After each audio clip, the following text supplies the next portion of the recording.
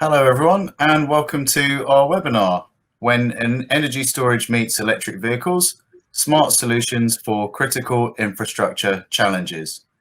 Today we'll be looking at how battery energy storage can help the grids to integrate electric transport through two specific projects that Wärtsilä and Pivot Power are working on in England. I'm Andy Colthorpe, editor at Energy Storage News.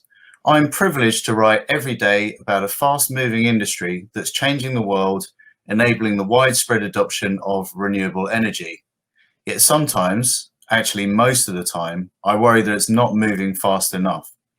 What I mean is that the technology of clean energy is improving rapidly as costs fall, and the rate of innovation and scaling up of both manufacturing and deployment is incredible. But is the industry able to implement these solutions in a meaningful way? And what's stopping us from reducing our reliance on fossil fuel power generation and internal combustion engines? We all face a huge climate crisis, as well as the impacts of air pollution that doctors are still discovering to be far worse than anyone had previously thought. And with the UK committing to net zero carbon emissions by 2050 and the entire world in a race against time to make progress on decarbonisation way before that date, increasingly I've been noting that the opposition to acting on climate issues is perhaps not so much climate scepticism, i.e. disbelief in the reality of climate change, although of course some of that does still exist, but what you might call decarbonisation scepticism, i.e. disbelief in the achievability of decarbonisation. Well, today we are going to get the ultimate industry insider view on a couple of projects that may help us answer some of the biggest questions that people ask of the energy transition. Namely, how will it actually happen? How will we enable the adoption of electric cars powered by renewable energy? And how can we make that work economically? We'll be joined shortly by Matt Allen, CEO of Pivot Power. Pivot is developing transmission network connected battery storage and electric vehicle charging infrastructure in the UK with a potential pipeline that includes 2 gigawatts of battery storage. Pivot Power contracted Wärtsilä to supply 100 megawatts of battery energy storage across 2 sites in the UK, each of 50 megawatts. That will be the first 2 completed projects in Pivot's ambitious plan. Matt's presentation will take you through the big picture of how and why Pivot will use batteries to help achieve net zero for the UK, and we hope there'll be lessons to be learned for those of you watching and listening from around the world. Also joining us is Luke Whitmer, who works in data science at Wärtsilä Energy Storage and Optimisation, and Luke will talk us through the technical side of these projects, what it takes to deliver them and their potential. At Wärtsilä, Luke manages the R&D of automated hybrid power plant dispatch systems for island grids and auto bidding systems for merchant electricity markets. And Luke also leads Wärtsilä's efforts in energy and power system simulation. Now, it's a fairly interactive session today. You can enter your questions for the speakers into the tab on the right-hand side of your screen there. And following some brief presentations, Luke, Matt, and I will have a discussion about energy storage, electric vehicles, infrastructure, and net zero. And then we will do our best to address as many of your questions as we have time for in the Q&A session that follows. With that, I'm very happy to hand over to our first speaker, Matt Allen. Great. Thank you very much, Andy. And honored to take part in today's session and look forward to the broader conversation. That helpful to set a bit of context. So there are a few challenges, but more focused on the solutions that I just wanted to highlight. So without further ado, jump right into it. So in terms of, we need to recognize the system that we are working with and some of the constraints that come along with that. And the reality is, unfortunately, this system was not built for this transition. And so today, although this has been changing quite rapidly, we have an infrastructure system that is focused on more centralized, traditionally, generation, We have the transmission grid all the way to the distribution side, and then the end consumer. Some of the challenges within that, we're seeing an increase in volatility with the emergence of more renewables coming onto the grid. The wind doesn't always blow, the sun doesn't always shine. And therefore, we need that kind of balancing and those flexibility services to kind of hoover up a lot of that generation that's taking place during those intermittent periods. On the distribution side, there have been limited in different regions in the UK, and I'm sure in other geographies, limited capacity. And that's really only going to become more extreme as we look at the uptake of electric vehicles over time. So this transition to a clean electric future for the UK and many other countries is a challenge, but there are opportunities and solutions. From a pivot standpoint, we're kind of looking at two pieces of the equation. And so, as Andy mentioned at the outset, our transmission-connected battery assets, they will, on one side, be providing that system flexibility and services that are essential to the transition, at the same time providing the private wire power infrastructure needed for rapid EV charging. To expand on that in a little bit more detail, I think what is key to the whole transition is we need solutions that are not kind of one-trick ponies, if you will, that they have multifaceted solutions attached to them. So as mentioned, what we refer to as battery co, those assets play into a number of different kind of pockets of revenue realization. So wholesale energy trading, some capacity market, and a broad bucket of ancillary services over time. These assets will pivot, dare I say, a number of times throughout the life of that asset to realize revenues and to realize value or provide value for the overall market. On the other side, what we refer to as WireCo, a few different ways that comes together. So general public electric vehicle charging, fleet charging, include buses in that as well, and then commercial and industrial offtake power requirements.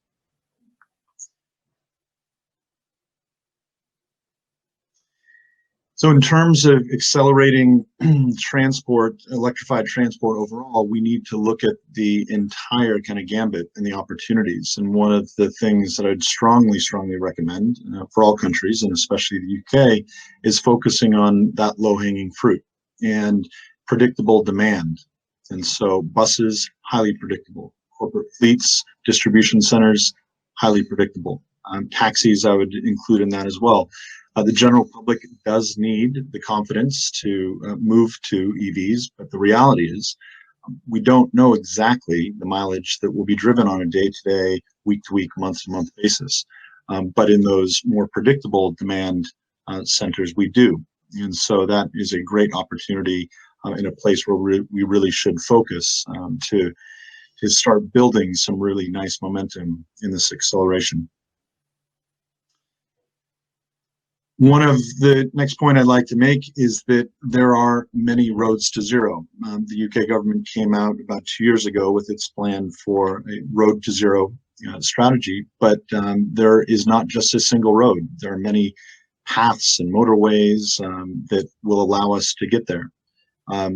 Oxford, and this is two pictures of what we have very rapidly coming together, and you'll see the beautiful Wärtsilä systems that will be deployed along with the CGI depiction of the EV hub in Oxford.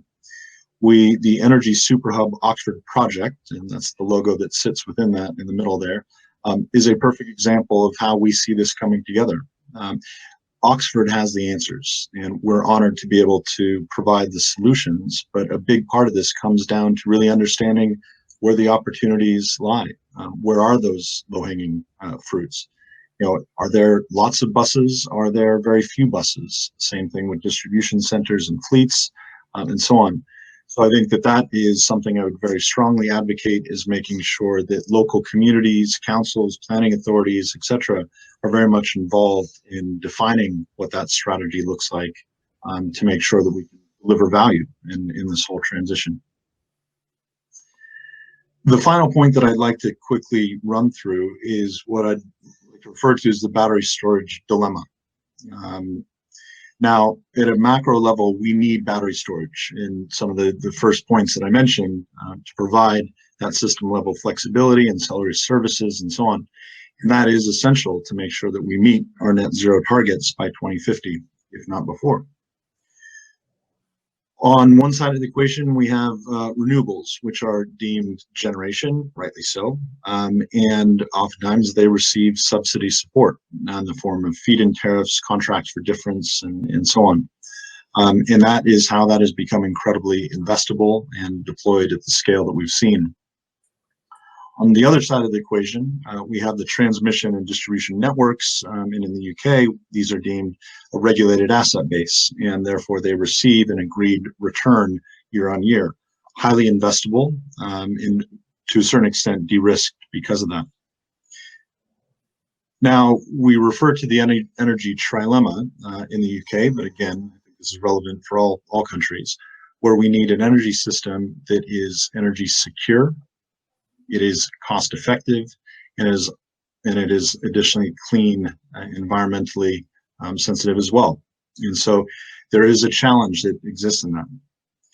Now, as we bring battery storage into the fold, which is hugely important, we see that it adds value in both of these pockets, on the generation side and on the network side. On the generation side, storage is able to offer value in a few different ways. One of them is it's allowing more renewables to be built. It's providing that system level flexibility, but at the same time, it reduces curtailment. You know, we've seen dumping of subsidized wind in Scotland, and same with solar generation in the south, and that's a bit of a travesty. And so storage allows and addresses some of those issues there. On the other side of this, in terms of the value that storage offers to the network side, it defers system upgrades, and that is a hugely cost-effective benefit that is provided. And additionally, it reduces system level blackouts, which we saw last year. And while these events are relatively rare, they are hugely risky, and we need to do everything we can to mitigate those. So I'll leave it there, and thank you for those few points, and look forward to opening up for a wider conversation.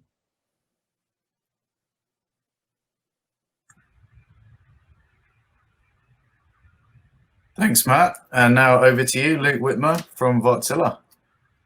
Thanks, Andy. Thanks, Matt, for that background that's really pertinent to our context globally, for sure. So just briefly, a little bit of background on Wärtsilä and the energy storage and optimization business unit within Wärtsilä. Wärtsilä acquired Greensmith Energy in 2017, and that company has become Wärtsilä's energy storage and optimization business unit. We've installed wide-ranging systems that have continued to grow in size, both in the power dimension and energy dimension. This picture is one of our locations in Southern California. It's very common for us to have these types of large battery systems co-located with renewables for various reasons, but specifically there's a lot of sort of like a snowball effect, where you have potentially a little bit of extra land, and you've got a little bit of unused interconnection when those renewables are not producing at their full capacity. And so you can really improve and optimize on transmission grid systems by leveraging that existing infrastructure well. Next slide. Maybe I can advance. There we go. Good. So just a little bit of background on us. Wärtsilä is a global provider of power systems. I think it's useful for you to know that context as you hear from me. A lot of our customers are large utility companies or other types of power plant owners globally, and we've deployed wide-ranging large power systems across the globe. Our vision as a company is to support this 100% renewable future. It's a transition. It's not something we can just flip the switch and be 100% renewable today. That doesn't make economic sense. It would cause a bunch of insecurities and unreliable pockets of the grid, and really focused on sort of that trilemma that Matt mentioned. And so towards that end, Wärtsilä provides technologies that get us closer and closer towards this 100% renewable future, towards eventually providing that in the long run as possible. I want to address very briefly safety. I think that safety is something that is a very widespread key issue across all power system development globally, specifically in the context of battery systems, where there have been a handful of high-profile fires and safety issues at a couple of sites, including in the UK recently. And these sites are often unmanned. It's most common for large power plants that are turbines or internal combustion engines or other types of combined cycle generation technology, that those would be manned power plants, that there would be human operators there doing things, whereas these battery sites are vastly unmanned unless they're co-located near some existing thermal plant where there are people there. And that requires a lot of key thought that goes into these unmanned and remotely connected sites. So we have a lot of advanced features for fire detection, fire suppression, emergency stop, electrical safety, monitoring and control, because we can view these sites remotely if you're the plant owner or if you have some type of long-term maintenance contract with us as a operations partner. Then this type of remote monitoring and control and cybersecurity becomes a serious aspect to ensure that all of those connections are fully encrypted and secure, so that your plant is not compromised in any way through its life. And we follow various standards, NFPA 855, UL 9540A. I don't have time to go into some of the details of those, but we're constantly helping the industry to progress, not only complying with these requirements, but participating in the advancement and development of these different standards that are safe for these types of systems. Our standard battery system has a lot of key aspects that are designed with safety in the forefront. And this goes for not only this product that's a bit more compact than the one at the UK sites with Pivot, which is our larger containerized solution. The same levels of safety and thought and design have gone into all of those systems as well. But the key is having these modular systems that can withstand fire for significant periods of time, and that have all of the right sensors to mitigate any issues that come from that. I sit on the software team here at Wärtsilä. So this is a brief view of some of the software components that enable all of this type of control and advanced features, where we have some aspects in the cloud for storing data remotely, doing different types of warranty metric calculations and compliance, managing fleets of different sites across a wide range of geographic area. We have our GEMS operating system, our centralized software control that has elements that are distributed on those controllers at the sites and elements that are in the cloud operating in a way that pulls data from third-party systems and weather forecasting and other types of aspects that really enable us to operate these battery systems in an optimized way. So in the context of Pivot and in the context of this electrification of the grid that's going on, our battery systems and the ones that Pivot has contracted us to supply are really designed to integrate with that transmission system, knowing that people will be plugging in things, there will be increasing loads over time that we can't really predict 3 years out, 5 years out, 10 years out, what's the load profile really going to look like? And so the idea behind these projects is, well, let's be as flexible as possible. Let's ensure that we build a very robust system that has third-party access so that things can be participated into different markets. You can bid them through third-party traders. You can have all of that integration set up in a way where if new markets come up, you can just reconfigure the site to comply with those new market rules, and away you go, so that you can be maximizing revenue and supporting the grid as best as possible in the context of that changing landscape, both on the generation side, so as more renewables come online, and on the consumption side, as human behavior and electrification patterns emerge and change. One piece of our technology that is really useful to just highlight clearly here is that our software product has a very standard API that's accessible without any type of proprietary communications interface. Pivot has full access to all of the data in the system. Any of our customers do in their systems. It's our licensing terms for the software are perpetual. You don't have to pay per year to have that existing version that you receive at commissioning. You have access to this API through the life of the project. If you want some of the cloud side components, those things do carry different types of software maintenance support agreement requirements. But the key central piece of the flexibility of the actual battery site remains yours as a customer forever. So in Pivot's case, if they decide that they're tired of the way things work and they want to pull in some third party to reconfigure some stuff, then they can go ahead and do that.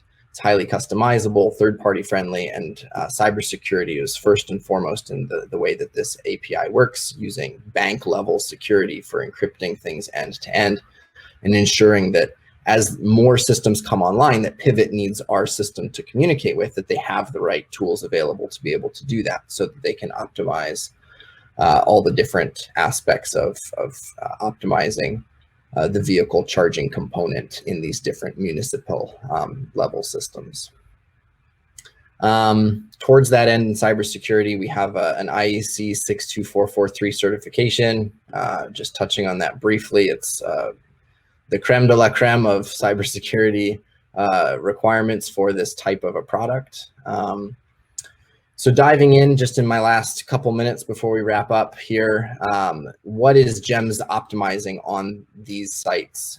We are balancing power between all of the different battery units because everything's so modular. If one of them is taken offline for some maintenance and then brought back later in the day, it might be at a different state of charge level than the others. So we have algorithms running to continually balance that. If one of those batteries has more energy than the other, we will be discharging higher power from that one. In the event that it's somewhat restricted, which is the case in this hybridized context for one of the sites in UK, where there's a small flow battery as well that's co-located, that has a 2 megawatt restriction. Even if it's more full than the others, we still have to comply with the fact it can only deliver a certain quantity of power. And so those things all get taken into account in that algorithm, dynamically allocating power between all those different modular systems to ensure that the system has very high availability, not just in terms of being online, but actually having the state of charge or energy in the tank to be useful. Inside of the GEMS ecosystem, there's a lot of different control logics available. We've seen a lot of different types of control logics over the years.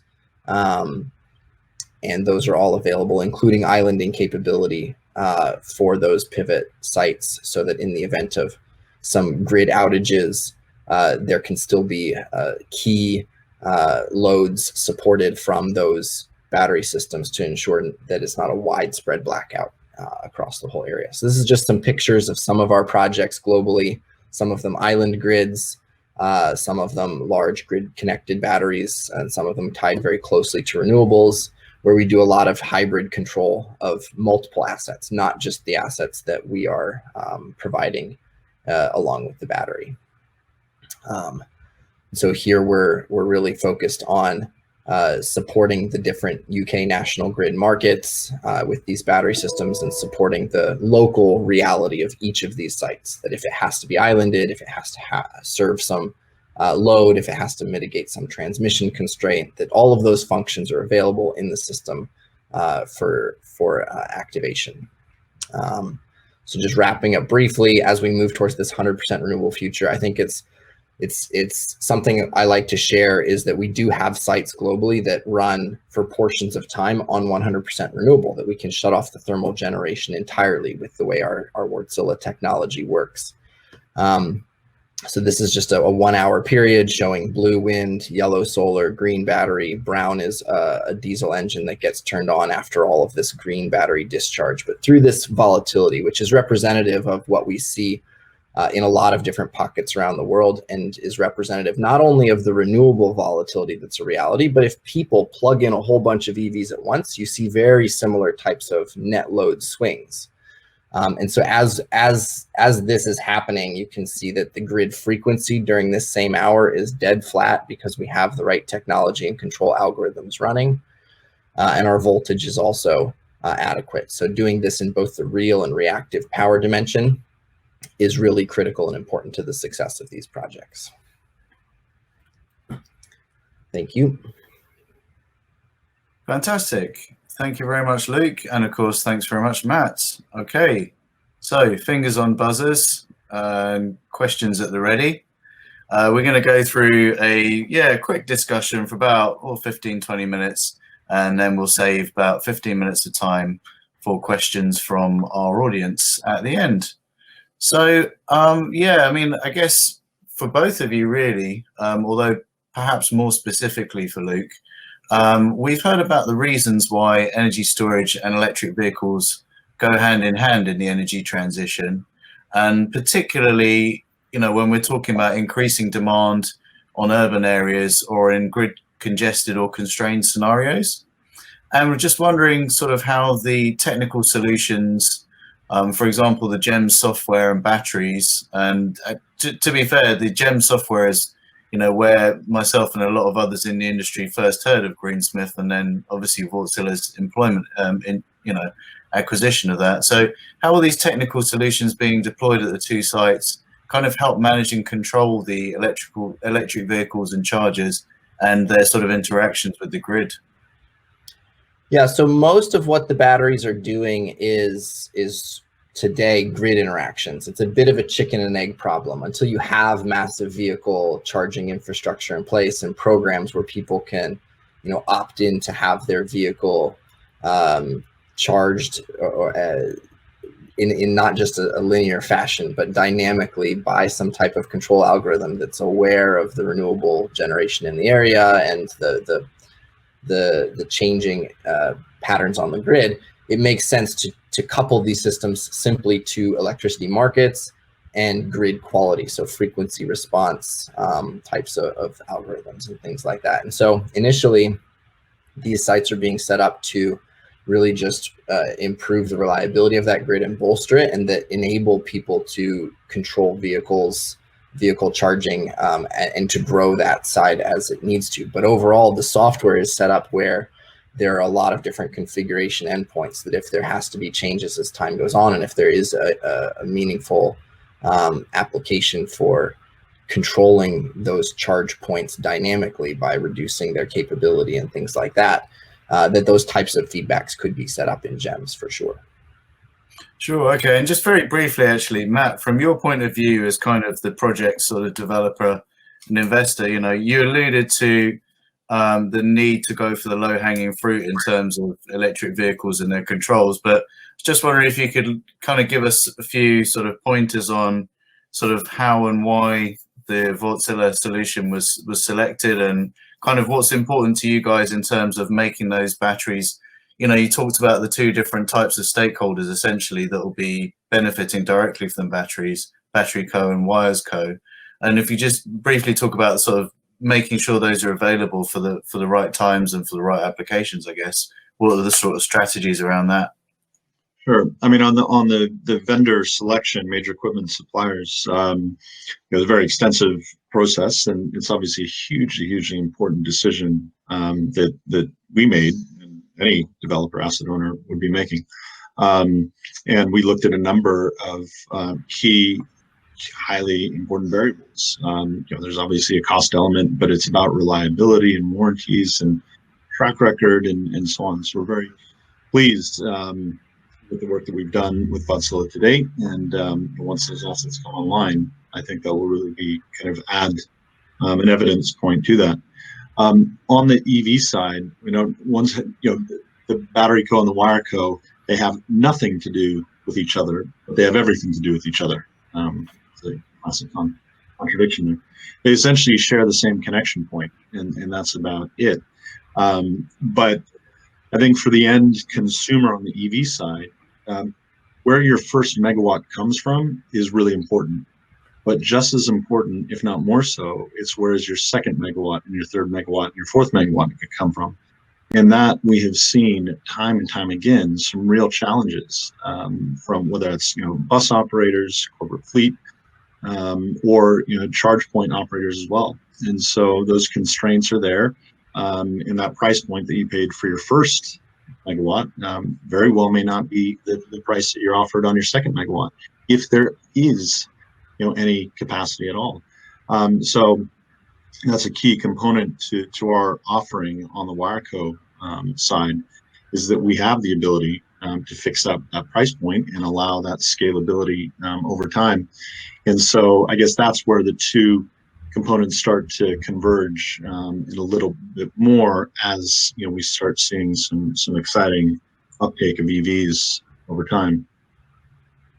For sure, yeah. And speaking of time, I think one thing that's really interesting to me as a technology journalist, and I've only been in this business for about 6 years, really. So, I mean, in some ways, that's a long time in renewables, but compared to a lot of other people, and given that I'm not coming from a hugely technical standpoint, as being a professional writer, I guess it's a really good chance for our audience to hear from you, Luke, in terms of how technical advances and control strategies have progressed to the point where this sort of project is feasible.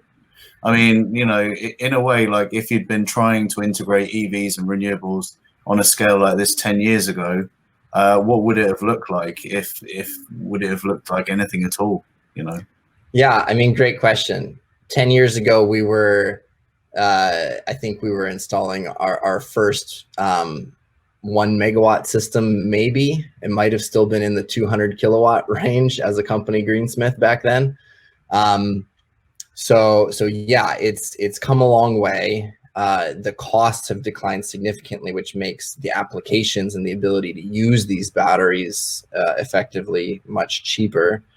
And on the software side, this level of integration, we continue to integrate the latest and greatest software tools inside of GEMS. So what's behind the scenes is much more scalable, modular, and able to support the data flow that's required at this scale.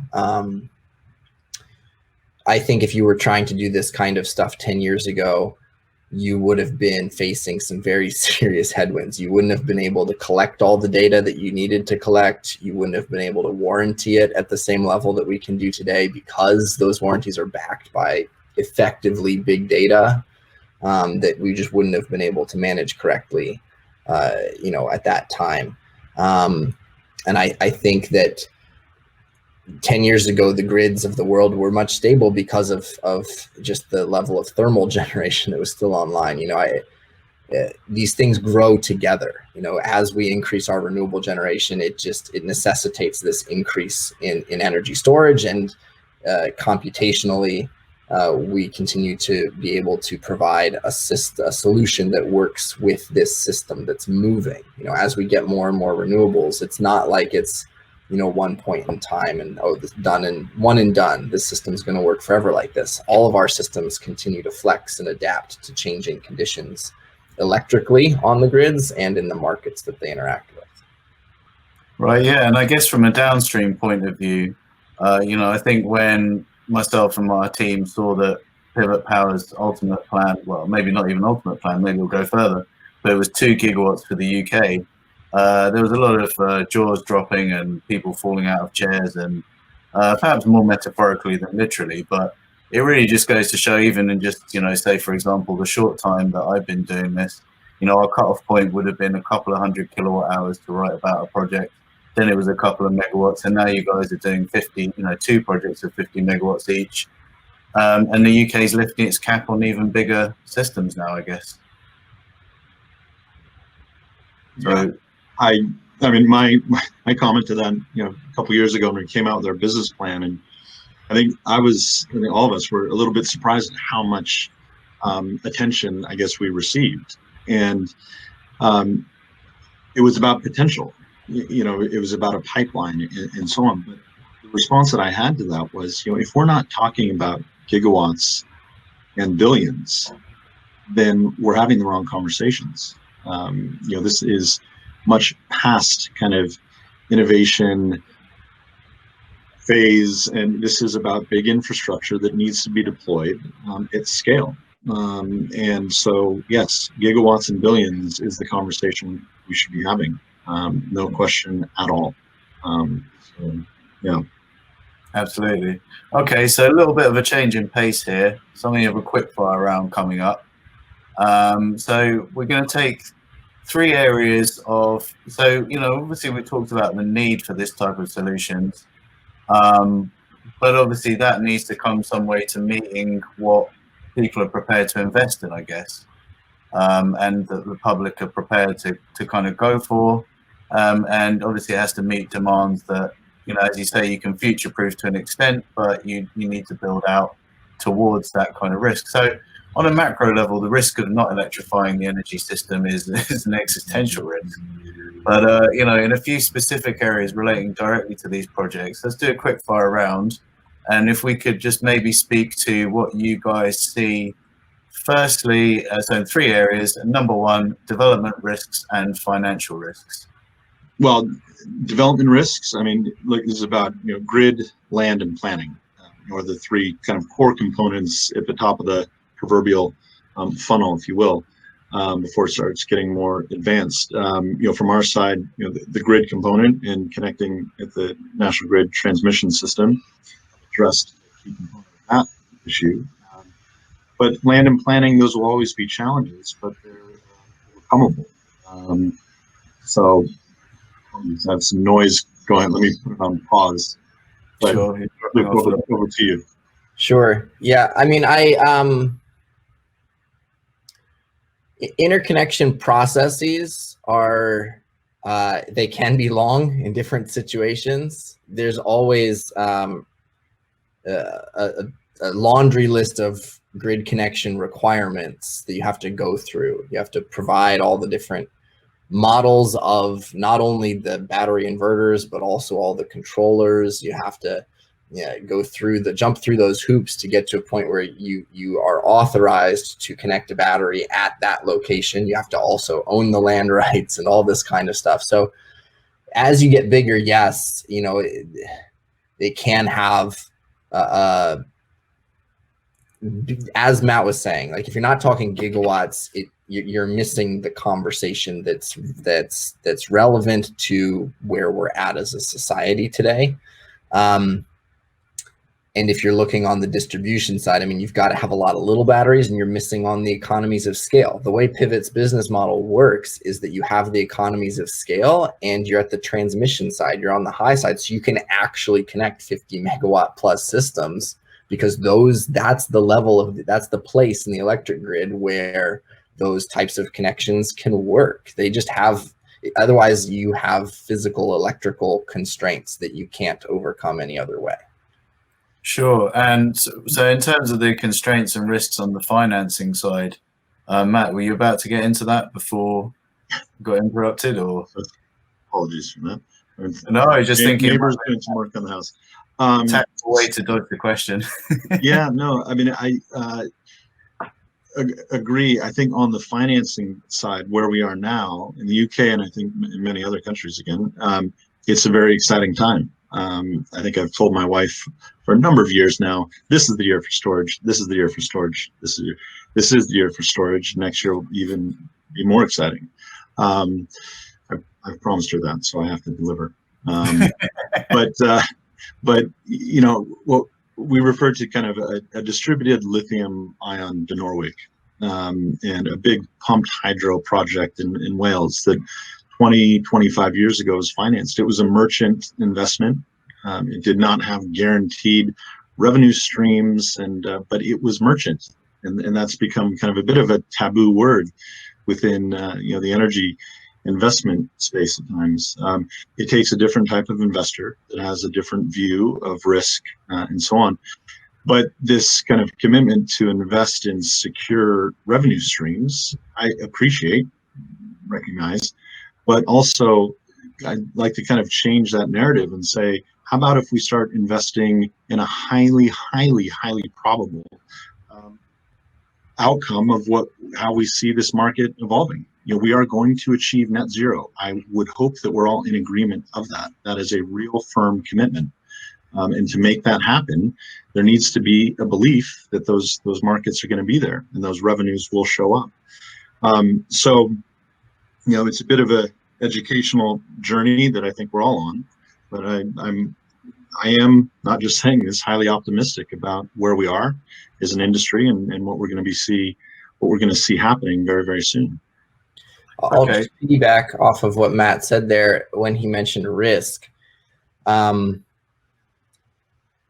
GEMS provides a huge de-risking component to these types of projects that face merchant risk, right? And so if you're looking at doing what Pivot's doing here and taking on that type of profile, GEMS really helps check a lot of the boxes and say, hey, like if that market collapses, if this market reduces the payment structure and other new ones pop up because of the way that the market structures might be evolving, that you have the right software available to very quickly and dynamically adapt to that changing landscape as time goes on, and that it's tried and true in a wide range of different contexts globally. And we continue to improve that product too, so that over the life of the system, you'll always have whatever you need to be able to accomplish those goals and maximize your revenue.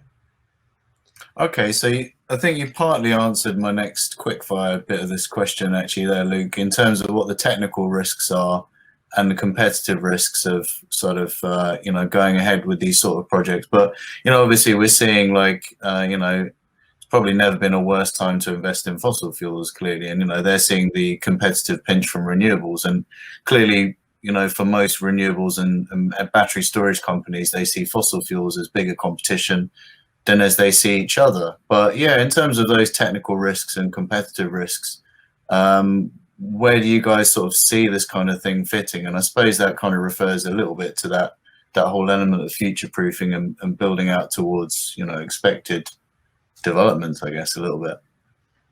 Yeah, I mean, the whole basket of risk, a bit of an extension of this investing in highly probable futures. I mean, in breakneck speed, we seem to have gone from the banning of combustion engine vehicles from 2040 to 2035, which very well could be 2030 here in the UK. That's incredible. I cannot remember anything that happened at such pace. Net zero commitments, the amount of offshore wind that we are going to be building in this country, as Prime Minister mentions, the Saudi Arabia of wind. So these are all very, very good things, great opportunities. So it's hard to say completely de-risked. I don't know anything that is completely de-risked, but all very, very positive. So I think that's one of the key points that I'd highlight there. Sure. And I guess the last question on that little subsection, in terms of policy, I mean, again, you just preempted my next question again, Matt. But in terms of the policy and regulation risks, I mean, people used to call solar energy the solar coaster, and I think some people probably still do because of the the twists and turns of policy and so on. But yeah, in terms of policy and regulation risks, do you think, for example, you'd say that net zero by 2050 internal combustion engine phase out is as solid a promise as you could get? I mean, where do you see some of these risks coming in policy and regulation, I guess? From my side, I think that it is, and I think this is kind of globally, what is storage? How is it defined? It's not generation. And in my kind of triangle energy storage dilemma, it's not generation and it's not networks. So it kind of hangs out in this ambiguous space, which you can look at that from a policy and regulatory risk standpoint and be quite concerned. And I would understand, I do understand that concern, but logic will prevail. And when something adds value, you would like to think that it will be able to realize revenue. So from an investor standpoint, hearing that response to the question may make them cringe a little bit, but it's the water is warm. Hop in. I think I'd be amiss to say that after meeting with a lot of investors of all different shapes and sizes over the course of the last couple of years, we ended up being acquired by EDF Renewables, and corporate strategics, not surprisingly, have a huge role to play in this market where it is, and we've seen that in other deployment of renewables early on. And so I think that is a bit of a trend that we're going to see, but where it gets really exciting and we start to see serious deployment is when big infrastructure, pension funds, infrastructure funds start getting involved as well. And I don't think we're far off from that. So, but starting with the corporate strategics does make a lot of sense, not surprising.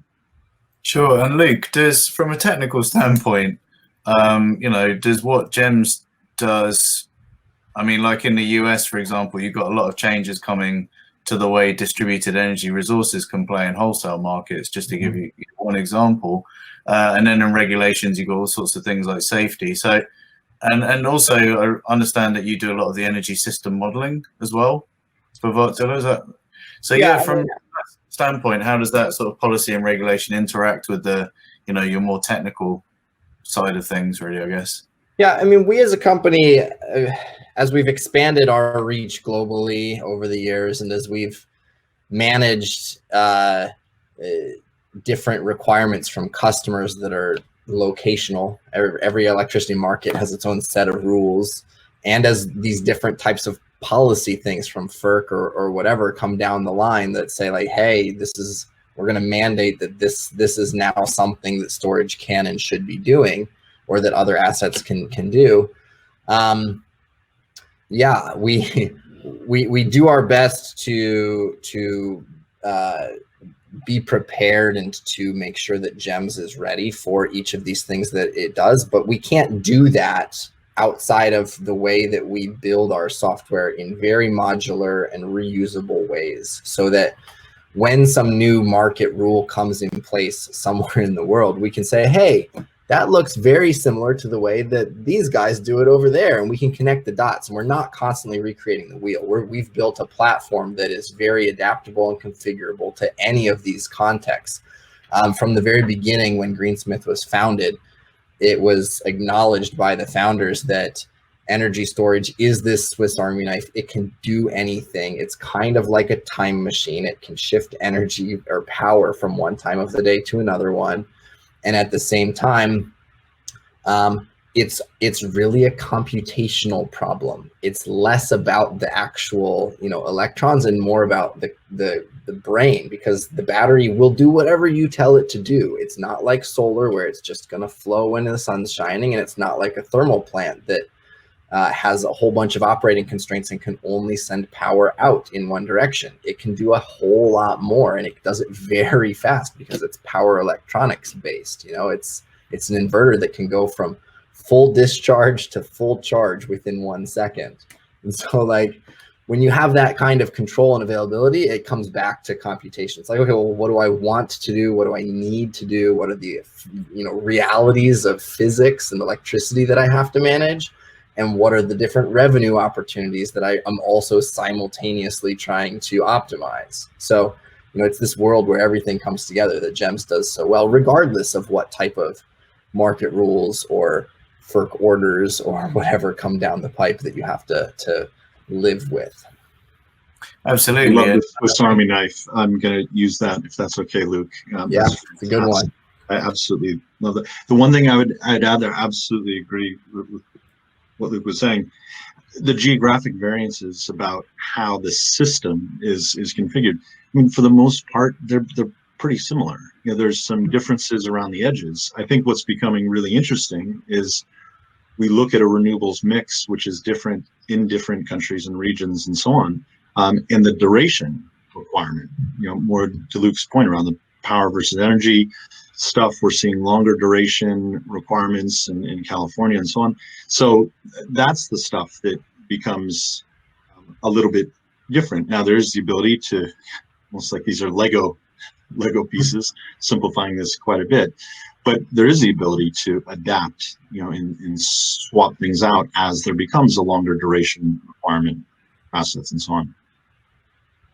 Sure. And I think we're kind of running maybe a little bit over our allotted time now. So maybe I think if we're allowed, we'll just wrap up with one final quick question here, and then we'll go straight on to the audience Q&A. So, I mean, again, Matt, I think you alluded, well, both of you actually kind of alluded to the adaptability of energy storage, and I'm just going to try and conflate our last couple of questions into one mega question or giga question, even, if you will.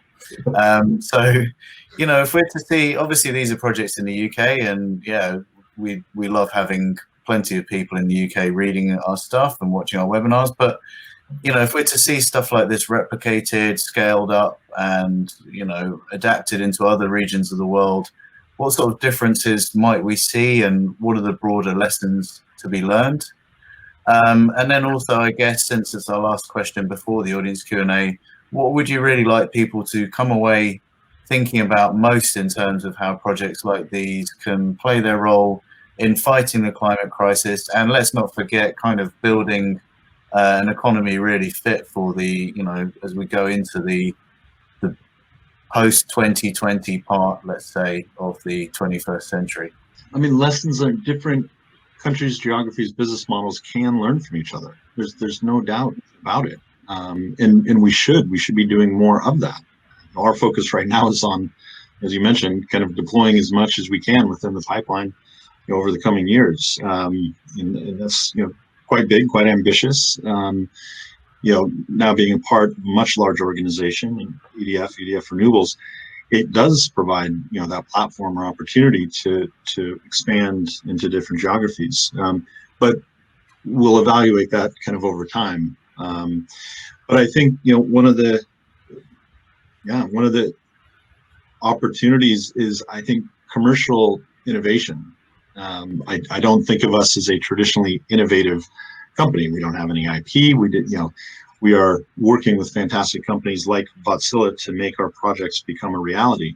But I think thinking outside the box in terms of how can you take something that is deemed risky, merchant risk, and so on, and de-risk that where you can, and that's where the WireCo component, comes into this, is a long secured revenue stream to sit with the more volatile merchant piece to this. And so I would highly promote that kind of commercial thinking outside the box innovation. It is hugely, I think, as time has gone by, I've recognized that maybe we are a little bit more innovative than I think I originally gave us credit for. And we've seen that in corporate PPAs. It was like, those are the kind of things where it's like, oh great, well, I can take a very bankable company, will buy 20-25 years of electrons coming off of my renewables project. So I think, more of that, thinking outside the box, by solutions that ironically sit in a box or very big container, where we're having a big stationary battery unlocking little mobile batteries. I would just add, as sort of a thing people should take away, is that globally there are natural gas turbines everywhere. There are internal combustion engine power plants everywhere, and like the electrons behave the same everywhere. The electrical realities are the same everywhere, and so a battery is really suited to mitigating issues that stem from more volatility. So as we get more renewables, as you hit different levels of renewable penetration, the reality is that your grid is going to start facing physical issues that a battery can and should be used to mitigate it. It's one of the most cost-effective solutions in those types of applications. And so regardless of what the market structures are, even if there's no markets for batteries, as you get to that point where the electrical reality indicates, hey, batteries kind of make sense here, it's the same thing. It's a power plant. It does what you tell it to do. Does it generate? No, but it it balances, it takes energy and shifts it, right? And so that's the key takeaway, is don't think of batteries as this weird thing. It's a power plant type of equipment, not very similar to all others, and it mitigates this very specific set of issues. Definitely. Okay. So some really good thinking in all of that, and hopefully something to counter the decarbonisation skeptics that people watching might come across in their lives. But yeah, enough of the grilling from me. Over to the questions from the audience. Let's see what we've got. Okay, thank you everybody for bearing with us, and would like to just start off by apologising for the technical difficulties that I think a lot of you experienced towards the beginning of that session there. Just to reassure you that the slides and the on-demand, the video of the entire event will be available on demand. We're going to post up a link to that at the end. And also, I realise it's been a fairly long session even without the problem. So thanks so much to the more than 300 of you that are still with us. Okay, so Matt and Luke, let's get on to some of these audience questions. Are you ready? Here we go. Excellent. Okay, so early on, and this is quite timely, especially in view of the UK's 10-point plan that we were discussing briefly before we went online today. Tony Garbutt asked, and this was upvoted by 12 people, do you see a future for hydrogen as a means of energy storage in addition to grid-scale batteries? And I guess this is kind of in the context of the transportation issue, but if you have a particular view, then I guess feel free to fire away with that. I'll jump on that one first. Short answer is yes. And I think it's this classification or bucketing of different requirements and different technologies that can address, those system level requirements. And so hydrogen I'd put into the more kind of long duration, seasonal, obviously, storage bucket. But there's absolutely still a role for the shorter duration, and whether that's 1 to 2 hour duration systems. So I think there's a really nice complementary skill set that they both kind of bring to the party. So answer is yes, a supporter of. Yeah, I'll just briefly say, as a company, Wärtsilä's stance is very pro hydrogen. There's a lot of research activities beyond just burning them in an engine. Hydrogen's a great fuel for that purpose as well. But there's other purposes that are the same, storing energy. Of course, and Wärtsilä has that plan towards 100% renewables, and presumably hydrogen and other forms of power gases plays a big part in that, I guess. Yeah, maturity is an ongoing work in progress for hydrogen technologies, getting them to come down the cost scale to compete. But there are definitely applications where it makes a lot of sense, and where we expect it to make a lot of sense as we get to 2030, 40 and beyond. Absolutely. And here's a question that was a little bit underrated, I think, by our audience, but we thought it was a pretty good one. From C. Mason, how should the government incentivize investment in energy storage to de-risk them in the same way that they do with renewables and networks? Matt, would you like to take this one? Yeah, definitely. Hugely topical and very good question. One of the things I would say is, if the market is working and if assets are investable, there obviously doesn't need to be that intervention. Now, at the same time, the reality is investments in storage in the UK and further afield are merchant, and they will very likely continue to be so. There are products and services in the UK that are developing at pace. A lot of them are more regional in nature, and some of the National Grid's pathfinders are becoming very exciting and will definitely provide good complementary revenue streams to sit with the more volatile merchant stuff that exists. But I think if we need to get to, if you look at some of the future energy scenarios forecasts of, you call it 8 to 10 gigawatts by 2030, where we are right now, and as we currently stand, are we going to get there? I want to say yes. I want to be confident in saying yes, but it is hard to say. We have a little bit over a gigawatt deployed so far, so we've got clearly a long way to go. And there are all the right sounds being made and we're seeing some developments and momentum, but it's not a slam dunk. It's not an easy investment at this stage. And what we're seeing in the UK are kind of more niche investment players and not the infrastructure funds and the big money coming into this that I think we need to see. So how do we create the right environment? I mean, is it something more akin to a cap and floor, type mechanism that you see with interconnectors? Is it some pools of the CFD rounds that are coming through? I'm not sure, but I think I can speak for most of the industry in saying it would be welcomed. But at the same time, I think it'd be great to see the asset stand up on its own 2 feet without support and intervention. But we'll see how things unfold over kind of the coming 1 to 2 years. Absolutely, and that obviously that phase out of internal combustion engines in the UK is, as you say, is happening a lot quicker than anyone hoped, even thought it would. And obviously there's going to have to be, a great deal of investment from whichever end, public or private, to support that, I guess. Okay, a somewhat related question then, I guess. So Bo Normark, hi Bo, has asked, what about the regulatory hurdles behind who can own and operate a battery plant? And, I guess that question hasn't been answered for years, and probably we won't get to the end of that by the end of this session, but it's worth asking, I think.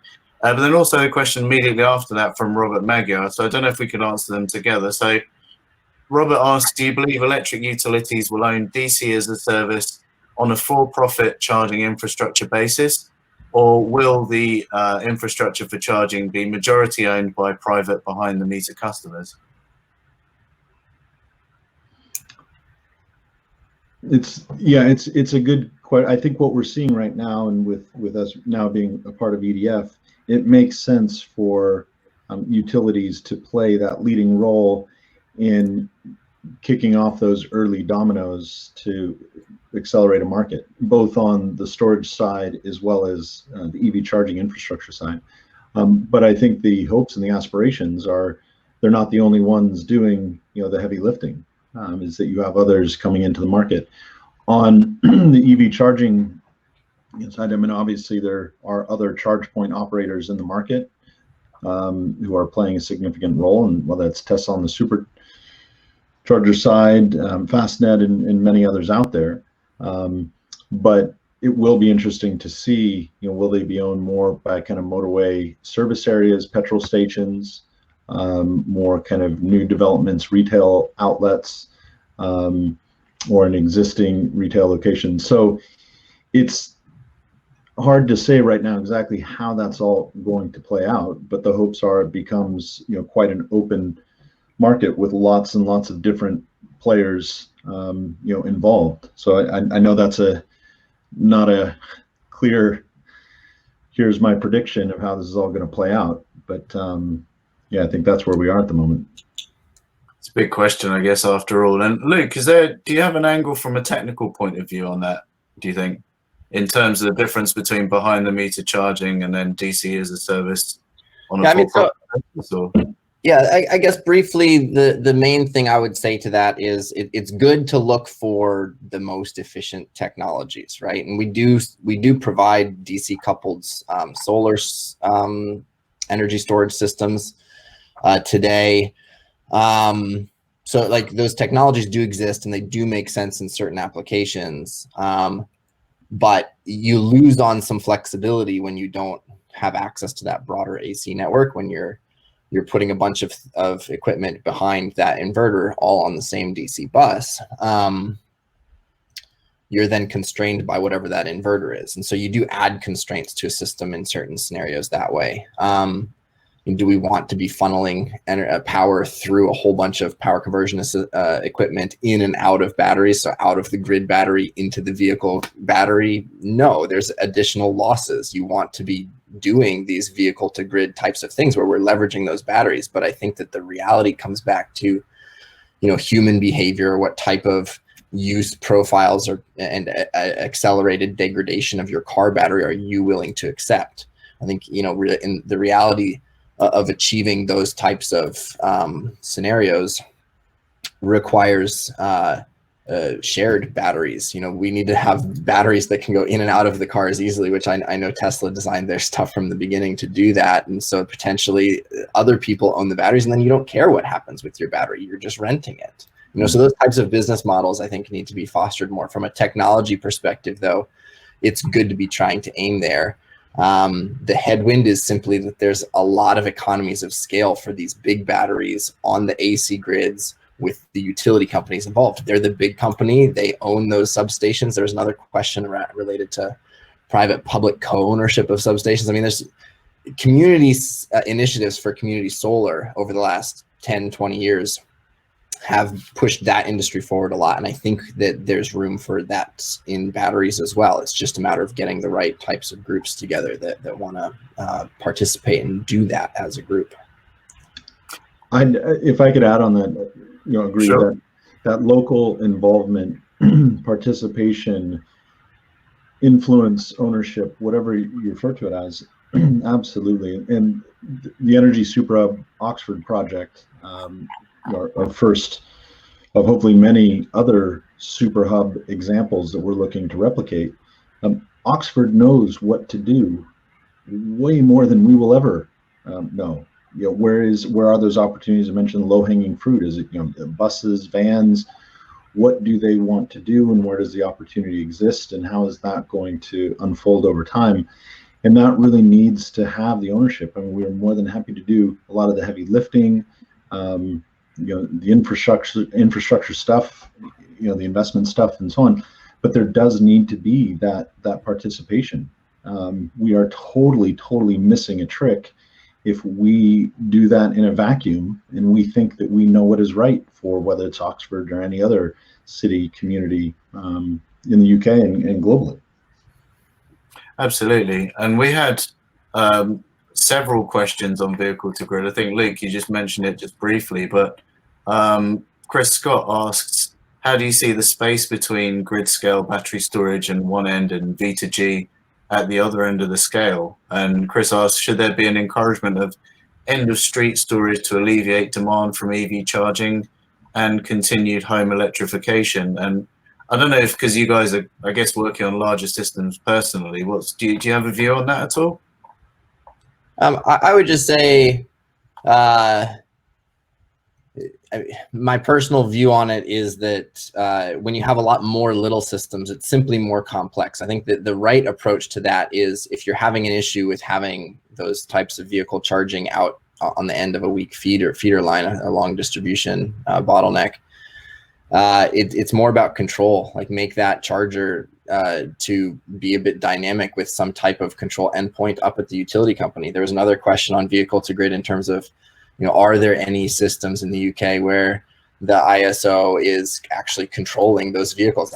I think the answer is no, but as a society, we need to get there. And it's just a matter of connecting the right types of endpoints. So you have virtual power plants of cars that if you suddenly need to absorb a bunch of power because the wind just suddenly picked up out of nowhere, that you can do that. If you need to suddenly cover a loss of some big power plant, you can do that with those cars, and having the right payment mechanisms as well for that type of control, that people can opt in with their cars. But there's a lot of infrastructure that, you know, that side of business is not something Wärtsilä is covering today. We support, you know, some of the traditional controls and SCADA approach and pulling some of that controls architecture to modern platforms for utility companies. But users having an app on their phone, like, that's not Wärtsilä's business model today. You know, I think we rely on companies like Pivot that have this battery co and wire co view, where whoever's serving those end customers would have some way of letting people allow the centralized dispatch to use their cars, and then compensating you for that service as somebody participating in this virtual power plant. I think that that's really the world we want to get to. It's just a matter of getting the right synergies over the next 10 years. Yeah, and then add to that, in a personal view, not a Pivot Power or EDF view, excuse me, is that I see challenges, excuse me, in the vehicle to grid model as it's typically referred to. And an EV in London communicating and speaking and kind of teaming up with a vehicle in Liverpool and throughout the country to create that volume of flexibility in storage needed. That seems really challenging to me in my simple little mind. I would love to be proven wrong. Where I see vehicle to grid making sense is, a large basket of buses, distribution vans that are coming to roost from 8 p.m. to 8 a.m. That becomes battery. That becomes pretty cool. I can see that having a role to play.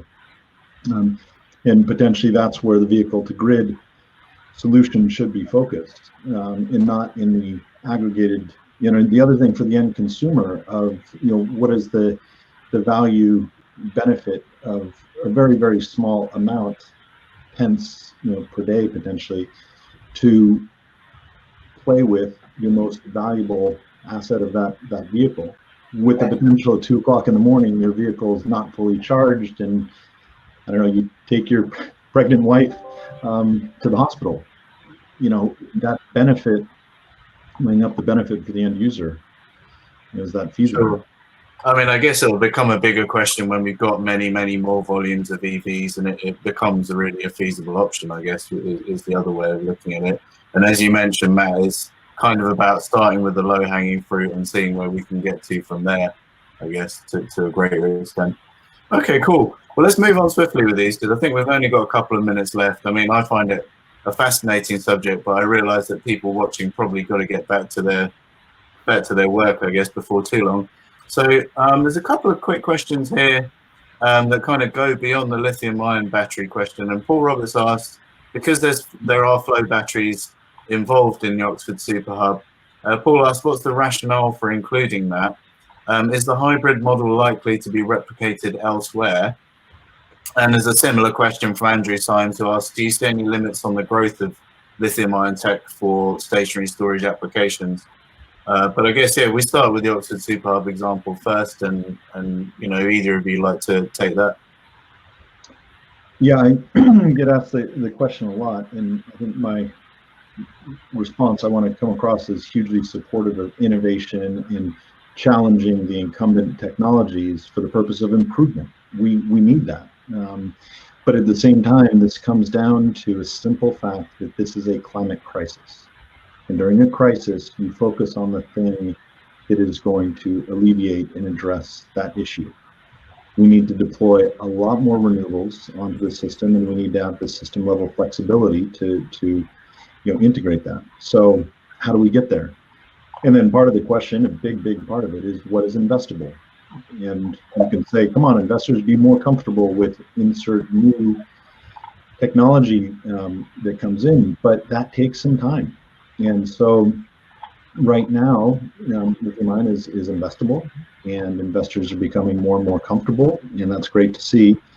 So it's kind of like, well, I'm not trying to be complacent, but let's focus on deploying the things that have addressed those barriers and hurdles. The flow system is quite complementary.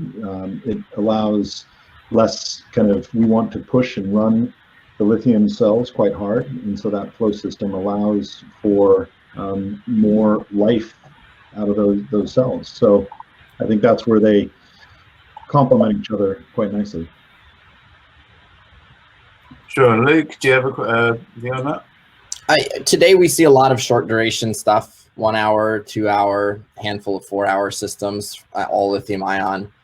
As a company, we've integrated flow batteries over the years. I don't know the exact number, but handful of flow batteries over the last decade here at Wärtsilä.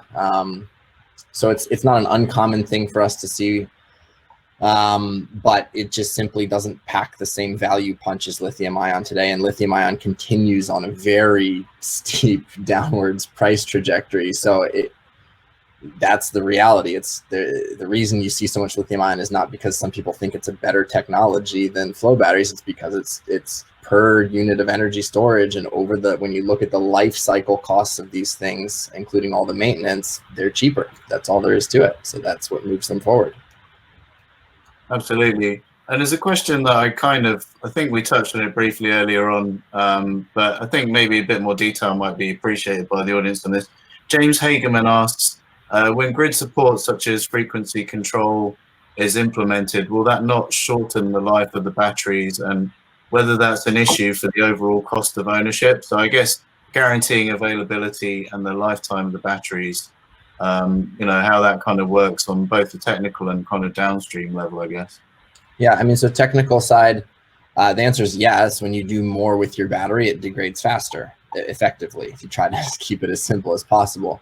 The key is having the right warranty terms from a reputable vendor who will back those warranty degradation issues over the life of your whole project, and really keeping the right metrics visible to you. Because if you're doing some frequency, it's not like frequency control is some unknown black box. You as the dispatch operator, plant owner, have control over it. You can track the throughput, track the projected life of your battery with the right software and right metrics. And if it's accelerating or it's on a trajectory that's degrading the battery too fast, then you just change some parameters and do less of that service, and then you'll get paid less because you're doing less of it. But that's the way these markets and these systems work. It gives you the visibility you need, and it lets you, if you want to drive the battery hard because that market, that service you're providing is super valuable, then go for it. Accelerate the death of your battery, but you're making money doing that. And it's better to have a bird in hand than two in the bush, right? So make that money while you can, and we'll see what markets come in the future years. There's a trade-off there that every owner of our battery systems is making dynamically as the months go by with these types of systems. Yeah. While you, of course I had to get this in there, while you will be pivoting quite a bit over year on year in terms of doing more of this, less of that, and everything in between, I think it comes down to that cost per cycle and what that warranty package that you have in place, and what does that allow you to do. I know that's a very vague, broad response, but I think that those simple headline questions right out of the gates, it kind of helps you focus a bit and streamline what your options are, where your pivot parameters exist. So that'll be my last one, I promise. Okay, no problem at all. All right. Well, a slightly different topic, but I think it's really important to make sure that there's generations of people willing to work on this stuff. So Christian Casanova asked, and I think it'd be nice to get your views on this, which would be the key skills needed for current students and researchers to work and get involved in this kind of market, really, I guess? Yeah, I would just say anything STEM. My own background, I liked math and physics in high school, mechanical engineering undergrad degree, and then pursued the topic of energy engineering in grad school, which is where chemical engineering, mechanical engineering, electrical engineering, and software engineering all collide. So this is a field where if you have been on some trajectory, there are probably relevant skills that you can apply to this field. And if you're a student, I mean, anything related to economics, electrical engineering, there's people on my team who have material science degrees and wide-ranging skills. So, I think the key is just STEM in general. Yeah, and not surprising, not being an engineer by background, of course, my response would be a bit different. There's hard skills and soft skills, and I think that those coming into this industry, and of which there are many, many different roles. Obviously, the technical engineering piece is a huge part of it, but people that are comfortable with elements of uncertainty. There are twists and turns and all kinds of weird and wonderful stuff that takes place. It will become a more established, predictable industry. I don't know if that actually will ever really be the case, but I think that people need the ability to be comfortable with elements of uncertainty and also be willing to really think outside the box. The way that we talk about this stuff, communicate this stuff, present this stuff needs to be rethought. Get rid of acronyms and have the technical understanding, but then step out and realize that a large percentage of people, and whether that's investors, policymakers, regulators, and many, many others, customers, they don't speak your language. They don't speak what Luke speaks. So it requires people to simplify a lot of the communication around this. Absolutely.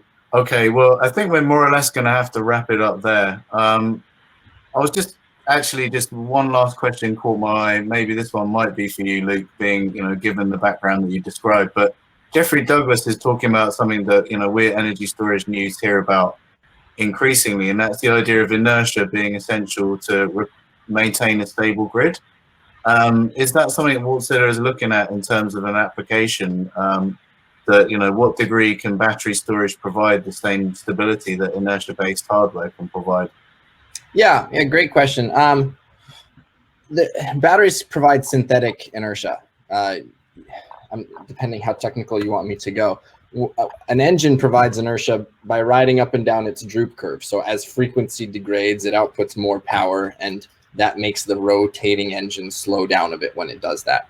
Batteries do that just with software. So the inverter literally makes decisions at the rate of 3,000 times per second, and that's much faster than the electrical, AC sine wave of the grid actually flows. It's 50 hertz in the UK, so 50 times per second. So the inverter is operating much faster than the grid cycles are when it's in grid forming mode. And so the batteries that are part of these two pivot projects in the UK are grid forming capable. They can island, they can operate in that mode to support the grid and provide the inertia necessary in a zero thermal spinning asset environment. And we have several systems globally where that's a very common mode that they get put in, where all the thermal generation gets shut down and we support the entire island, whether it's a mine or an actual island nation of some kind, where then we're just running on 100% renewables with the batteries providing all of the inertia. And so this is not like a new thing. This is it's fairly new, I suppose, but it's not any different than what systems exist today. There's not any technology leaps that have to happen for us to solve the inertia problem. It's a reality that's available in the technology today. It's just a matter of using it. Absolutely. Cool. Okay. Yeah, Go on, Matt. this is my co-founder and the technical brains behind the company. When I was trying to get my head around some of these things, keep the pencil straight, make sure it doesn't go like that or like that. And basically that's what we need to do. That kind of makes sense. If there's too much supply and too much demand, it goes in one direction. So that's part of the game. I mean, I like to tie these things as sponges. They fill up when there's lots of the wind is howling and the sun is beaming, and it hoovers up these electrons, and then it pushes them out when we need them.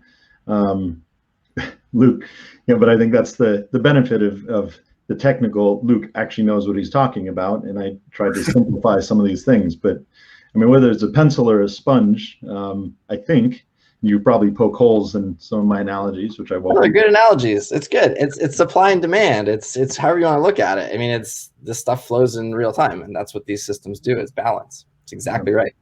Yeah.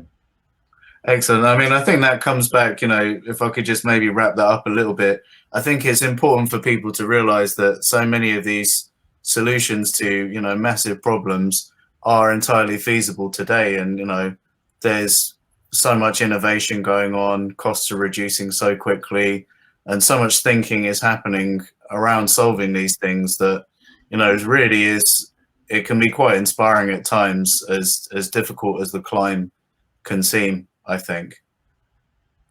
Absolutely. Okay. So with all of that, I'd just like to thank, obviously, our speakers, Luke Whitmer and Matt Allen.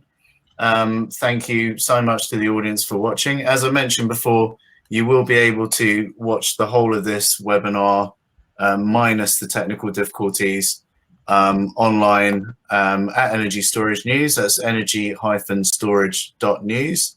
And it just remains for me to say thank you very much to everyone for joining us. Wish you all goodbye. Thank you very much.